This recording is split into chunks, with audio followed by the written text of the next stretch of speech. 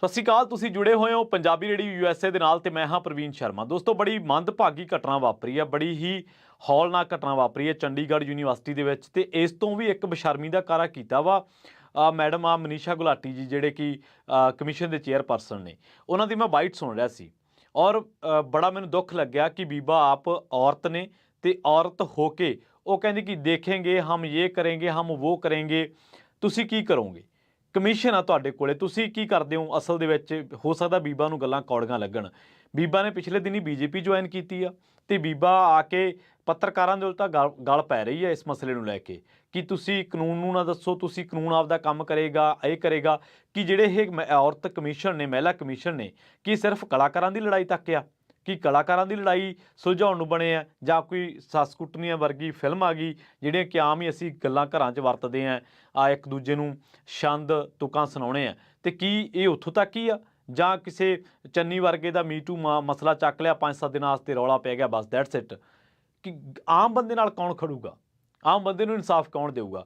ਸਭ ਤੋਂ ਪਹਿਲੀ ਗੱਲ ਦੋਸਤੋ, ਬੜੀ ਮੰਦਭਾਗੀ ਘਟਨਾ ਇਹ ਚੰਡੀਗੜ੍ਹ ਯੂਨੀਵਰਸਿਟੀ ਦੇ ਵਿੱਚ ਵਾਪਰੀ ਔਰ ਸ਼ਰਮ ਆਉਣੀ ਚਾਹੀਦੀ ਹੈ ਯੂਨੀਵਰਸਿਟੀ ਦੇ ਵਿੱਚ, ਯੂਨੀਵਰਸਿਟੀ ਨੂੰ ਚਲਾ ਰਹੇ ਲੋਕਾਂ ਨੂੰ ਵੀ ਤੇ ਯੂਨੀਵਰਸਿਟੀ ਪ੍ਰਸ਼ਾਸਨ ਨੂੰ ਵੀ, ਕਿ ਉਹਨਾਂ ਨੂੰ ਇਹੋ ਜਿਹੀਆਂ ਘਟਨਾਵਾਂ ਦਾ ਪਤਾ ਤੱਕ ਨਹੀਂ ਲੱਗਦਾ। ਔਰ ਇਹ ਇਸ ਤੋਂ ਵੀ ਮਾੜੀ ਗੱਲ ਇਹ ਹੈ ਕਿ ਅੱਜ ਹਾਲੇ ਤੱਕ ਉਹ ਜਿਹੜੀ ਕੁੜੀ ਦਾ ਦੋਸਤ ਆ ਜਿਹਨੇ ਇਸ ਘਟਨਾ ਨੂੰ ਅੰਜਾਮ ਦਿੱਤਾ ਵਾ, ਉਹਨੂੰ ਹੁਣ ਤੱਕ ਚੱਕਿਆ ਜਾਣਾ ਚਾਹੀਦਾ ਸੀ। ਔਰ ਦੋਨਾਂ ਦੇ ਖਿਲਾਫ, ਬੇਸ਼ੱਕ ਉਹ ਬੀਬੀ ਹੈ, ਬੇਸ਼ੱਕ ਉਹ ਮੁੰਡਾ ਵਾ, ਕੋਈ ਵੀ ਹੈ, ਜਿਹੜਾ ਵੀ ਦੋਸ਼ੀ ਹੈ, ਭਾਵੇਂ ਯੂਨੀਵਰਸਿਟੀ ਦਾ ਵੀ ਇਹਦੇ ਵਿੱਚ ਕੋਈ ਇਨਵੋਲਵ ਆ ਕਿਸੇ ਵੀ ਤਰ੍ਹਾਂ ਦਾ, ਤਾਂ ਉਹਨਾਂ ਦੇ ਖਿਲਾਫ ਸਖਤ ਕਾਰਵਾਈ ਹੋਣੀ ਚਾਹੀਦੀ ਹੈ।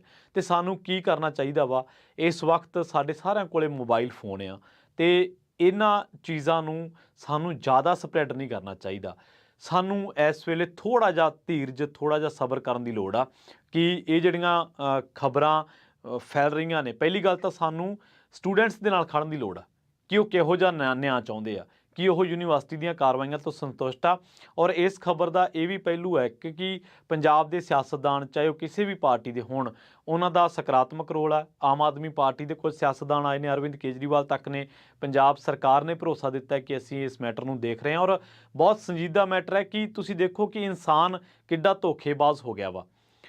ਨਾਲ ਪੜ੍ਹਦੀਆਂ ਕੁੜੀਆਂ ਦੇ ਵਿੱਚੋਂ ਇੱਕ ਕੁੜੀ ਨੇ ਨਹਾਉਂਦੀਆਂ ਕੁੜੀਆਂ ਦੀ ਵੀਡੀਓ ਬਣਾਈ ਆ ਔਰ ਸਾਡਾ ਸਾਰਿਆਂ ਦਾ ਫਰਜ਼ ਇਹ ਬਣਦਾ ਕਿ ਜੇਕਰ ਇਹ ਵੀਡੀਓ ਨੂੰ ਅਸੀਂ ਜ਼ਿਆਦਾ ਸ਼ੇਅਰ ਕਰ ਰਹੇ ਹਾਂ ਜਾਂ ਇਸ ਗੱਲ ਨੂੰ ਜ਼ਿਆਦਾ ਸ਼ੇਅਰ ਕਰ ਰਹੇ ਹਾਂ, ਤਾਂ ਦੋਸਤੋ ਉਹ ਸਾਡੀਆਂ ਧੀਆਂ ਨੇ, ਸਾਡੀਆਂ ਭੈਣਾਂ ਨੇ ਤੇ ਅਸੀਂ ਉਹਨਾਂ ਦੀ ਨਿੱਜਤਾ ਦਾ ਖਿਆਲ ਰੱਖਣਾ ਹੈ। ਇਹ ਪਲੀਜ਼ ਕਿਰਪਾ ਕਰਕੇ ਸੁਨੇਹਾ ਸਾਰਿਆਂ ਤੱਕ ਜਿਹੜਾ ਪਹੁੰਚਦਾ ਕਰੋ। ਔਰ ਆਹ ਜਿਹੜੀਆਂ ਸੋ ਕਾਲਡ ਟਾਈਪ ਲੋਕ ਨੇ ਜਿਹੜੇ 4 ਮਿੰਟਾਂ ਬਾਅਦ ਆ ਕੇ ਜਿਹੜਾ ਮੀਡੀਆ ਦੇ ਸਾਹਮਣੇ ਬਹਿ ਜਾਂਦੇ ਨੇ ਤੇ ਸਾਨੂੰ ਕਹਿੰਦੇ ਨੇ, ਦੱਸਦੇ ਨੇ ਕਿ ਅਸੀਂ ਕਾਨੂੰਨ ਆ। ਤੁਸੀਂ ਕਾਨੂੰਨ ਨਹੀਂ ਆ, ਤੁਸੀਂ ਇੱਕ ਸਿਆਸੀ ਲੋਕ ਹੋ, ਤੁਸੀਂ ਭਾਜਪਾ ਨੂੰ ਜੁਆਇਨ ਕੀਤਾ ਹੋਇਆ ਤੇ ਕਾਨੂੰਨ ਤੁਸੀਂ ਨਹੀਂ ਹੈ। ਮਾफ़ ਕਰਨਾ, ਇਹ ਹੋ ਸਕਦਾ ਤੁਹਾਡੇ ਲਈ ਸ਼ਬਦ ਕੌੜੇ ਹੋਣ ਕਿਉਂਕਿ ਤੁਹਾਨੂੰ ਸੁਣਨ ਦੀ ਆਦਤ ਨਹੀਂ, ਤੁਹਾਨੂੰ ਸੁਣਾਉਣ ਦੀ ਆਦਤ ਹੈ।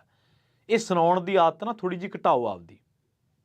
ਤੁਸੀਂ ਕਾਨੂੰਨ ਨਹੀਂ ਹੋ, ਤੁਸੀਂ ਰੱਬ ਨਹੀਂ ਹੋ, ਤੁਸੀਂ ਇੱਕ ਚੇਅਰਪਰਸਨ ਹੋ ਤੇ ਚੇਅਰਪਰਸਨ ਵਾਂਗੂ ਟਰੀਟ ਕਰੋ। ਯੂਨੀਵਰਸਿਟੀਆਂ ਨੂੰ ਡਿਫੈਂਡ ਕਰਨਾ ਸਾਡਾ ਕੰਮ ਨਹੀਂ ਹੈ। ਸਾਡਾ ਕੰਮ ਕਿਸੇ ਤਕੜੇ ਦੇ ਕੁੱਛੜ ਬਹਿ ਕੇ ਉਹਨੂੰ ਡਿਫੈਂਡ ਕਰਨਾ ਨਹੀਂ ਹੈ, ਕਿ ਦੂਜਿਆਂ ਨੂੰ ਸਿਖਾਉਣਾ ਨਹੀਂ ਹੈ ਕਿ ਕਾਨੂੰਨ ਆਪਦਾ ਕੰਮ ਕਰੇਗਾ। ਸੋ ਸਭ ਤੋਂ ਪਹਿਲਾਂ ਜਿੱਥੇ ਕਿਤੇ ਵੀ ਤੁਸੀਂ ਇਸ ਵੀਡੀਓ ਨੂੰ ਸੁਣ ਰਹੇ ਹੋ, ਦੂਜਿਆਂ ਤੱਕ ਇਸ ਸੁਨੇਹੇ ਨੂੰ ਜ਼ਰੂਰ ਪਹੁੰਚਾਓ ਕਿ ਇੱਕ ਤਾਂ ਅਸੀਂ ਉਹਨਾਂ ਭੈਣਾਂ ਧੀਆਂ ਦੇ ਨਾਲ ਖੜੀਏ, ਉਹਨਾਂ ਨੂੰ ਨਿਆਂ ਦਿਵਾਈਏ। ਦੂਜਾ ਇਹ ਕਿ ਆਹ ਜਿਹੜੀ ਕੁੜੀ ਦੋਸ਼ੀ ਆ, ਜਿਹਦੇ ਬਾਰੇ ਕਥਿਤ ਤੌਰ ਤੇ ਕਿਹਾ ਜਾ ਰਿਹਾ, ਮੈਂ ਪਰਸਨਲੀ ਕੁਝ ਨਹੀਂ ਕਹਿਣਾ ਚਾਹੁੰਦਾ ਉਸ ਕੁੜੀ ਬਾਰੇ ਜਾਂ ਉਸ ਮੁੰਡੇ ਬਾਰੇ ਜਿੰਨਾ ਚਿਰ ਕਾਨੂੰਨ ਆਪਦਾ ਕੰਮ ਨਹੀਂ ਕਰ ਰਿਹਾ, ਤਾਂ ਜਿਹੜਾ ਵੀ ਦੋਸ਼ੀ ਇਸ ਮਸਲੇ ਦੇ ਵਿੱਚ, ਉਹਨੂੰ ਛੇਤੀ ਤੋਂ ਛੇਤੀ ਚੱਕ ਲੈਣਾ ਚਾਹੀਦਾ, ਕਿਉਂਕਿ ਸਾਈਬਰ ਸੈੱਲ ਵਾਸਤੇ ਕੋਈ ਜ਼ਿਆਦਾ ਵੱਡਾ ਕੰਮ ਨਹੀਂ ਹੈ। ਤੇ ਆਹ ਜਿਹੜੇ ਸੋ ਕਾਲਡ ਲੋਕ ਤੁਰੇ ਫਿਰਦੇ ਨੇ, ਆਪਦੇ ਆਪ ਨੂੰ ਕੁਛ ਕਹਿੰਦੇ ਨੇ, ਆਪਦੇ ਆਪ ਨੂੰ ਕੁਛ ਕਹਿੰਦੇ ਨੇ, ਇਹਨਾਂ ਦੇ ਵੀ ਨਕਾਬ ਥੋੜ੍ਹੇ ਜਿਹੇ ਉਤਾਰਨ ਦੀ ਲੋੜ ਆ। ਅੱਜ ਯੂਨੀਵਰਸਿਟੀਆਂ ਦਾ ਕੰਮ ਕੀ ਇਹ ਹੁੰਦਾ ਵਾ ਕਿ ਜਦੋਂ ਕੋਈ ਖਬਰ ਆ ਜਾਏ ਤਾਂ ਉਹਨੂੰ ਦਬਾਉਣਾ ਕੰਮ ਹੁੰਦਾ ਯੂਨੀਵਰਸਿਟੀ ਦਾ।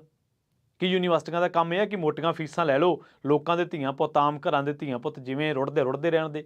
ਕਿ ਯੂਨੀਵਰਸਿਟੀਆਂ ਦਾ ਪ੍ਰਸ਼ਾਸਨ ਸਟੂਡੈਂਟਸ ਉੱਤੇ, ਹੱਕ ਮੰਗ ਰਹੇ ਸਟੂਡੈਂਟਸ ਉੱਤੇ ਲਾਠੀਚਾਰਜ ਕਰਵਾਉਣਾ ਵਾ ਕੰਮ।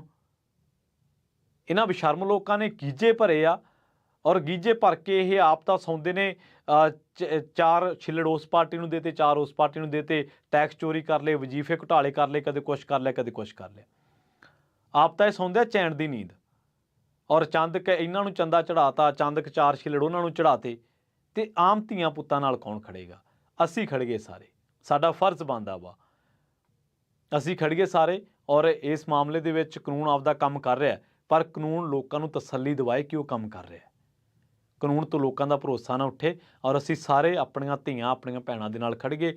ਜੇਕਰ ਖੁਦਾ ਨਾ ਖਾਸਤਾ ਤੁਹਾਡੇ ਮੋਬਾਈਲ ਦੇ ਵਿੱਚ ਵੀਡੀਓ ਆਈ ਹੈ ਕਿਸੇ ਵੀ ਤਰ੍ਹਾਂ ਦੀ, ਤਾਂ ਤੁਸੀਂ ਪਲੀਜ਼ ਉਹਨੂੰ ਅੱਗੇ ਫਾਰਵਰਡ ਨਾ ਕਰੋ। ਇਹ ਵੇਲਾ ਜਵਾਬ ਦੇ ਲੋਕਾਂ ਨੂੰ ਜਵਾਬਦੇਹ ਕਰਨ ਦਾ ਵਾ, ਉਹਨਾਂ ਨੂੰ ਡਿਫੈਂਡ ਕਰਨ ਦਾ ਨਹੀਂ ਹੈ। ਇਹ ਵੇਲਾ ਸਾਡੀਆਂ ਧੀਆਂ ਭੈਣਾਂ ਦੇ ਨਾਲ ਖੜਨ ਦਾ। ਬਹੁਤ ਬਹੁਤ ਧੰਨਵਾਦ। ਜੁੜੇ ਰਹੋ ਪੰਜਾਬ।